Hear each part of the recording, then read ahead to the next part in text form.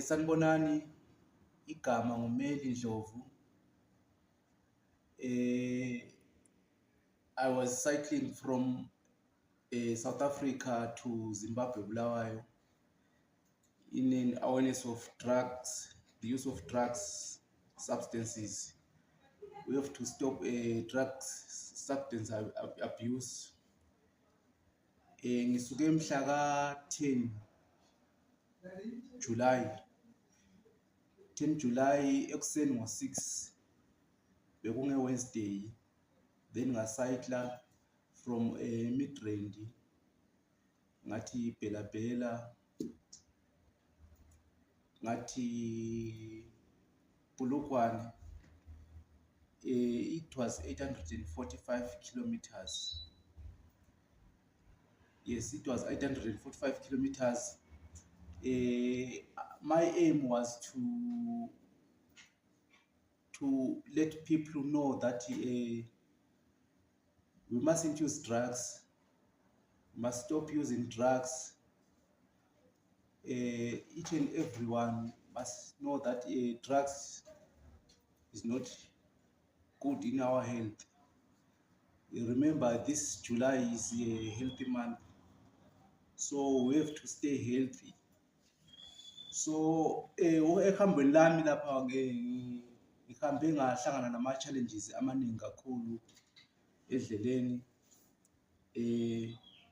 Ngibe nokuhlangana nama-pothole, imigwaqo efileyo, then ibhasikili lami laselibhenda ama-rim, then nesicathulo sami sasesiphuka ngaphansi because I'm using isicathulo ukuthi ngithole ipower.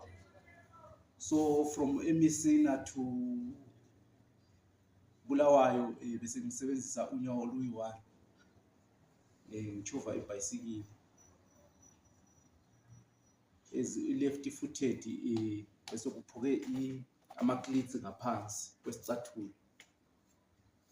So besikhuthaza abantu bonke, i-youth nabantu asebekhulile ukuthi bexwayise abantwana ngama-drugs. Ama-drugs akumelanga abantu besebenzise ama-drugs. EZimbabwe sokulama-drug lords ayiwo asenzela ama-drugs. Uthola ukuthi abantwana besikolweni sebesiba lama-problems ma besesikolweni, and ma usebenzisa izidakamizwa zikufaka emikhuhlaneni eminingi etshiyeneyo. Kulemikhuhlane eminingi etshiyeneyo esingeke size siyiqambe ngamagama, but eyabe isenziwa indaba zokusebenzisa izidakamizwa.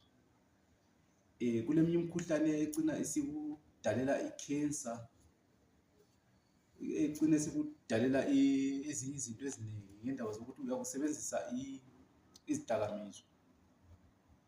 And izidakamizwa ziyimhlobo etshiyeneyo eminingi. So kusiya ngokuthi wena usebenzisa yiphi umhlobo we-drug, but siyaxwayisa ukuthi abantu bengasebenzisi izidakamizwa and labantwana besesikolweni bengasebenzisi izidakamizwa. Injongo engenze ukuthi ngize ngithathe lolu hambo indaba yokuthi uPresident u-Idi Mnangagwa ubexwayisa ukuthi wonke umuntu ahlale ngaphandle kwezidakamizwa, angaze wasebenzisa izidakamizwa. So lami ngiprefer ukuthi ngithathe lolu hambo ngoba uhambo lolu sokungokwesithathu, is-third time manje ngisenza lolu hambo. Ngisuka eSouth Africa ngisiza eZimbabwe, and last month ngike ngasuka koBulawayo ngisiya eHarare sikhankasa ngokusetshenziswa kwezidakamizwa. EZimbabwe lapha asifuni ukuthi sithole izidakamizwa, especially ebantwaneni, ngoba yibo odokotela bakusasa, yibo opresident bakusasa nabomeya bakusasa.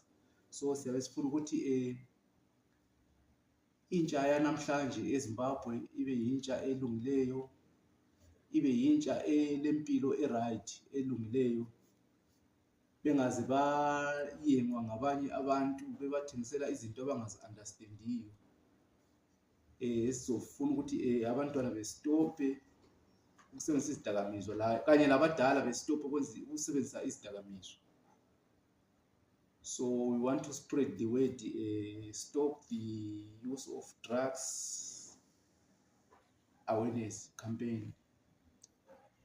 Mina kuthi ukuthi ngizoba lo hambo next year ngo-April, kodwa angeke ngisho ukuthi uhambo lwakhona luzobe lumayelana ngani, but sizobe ngisayikla from Cape Town to Egypt. It's Cape to Cairo, which is 10,000 kilometers. It's 10,000 kilometers in 44 days.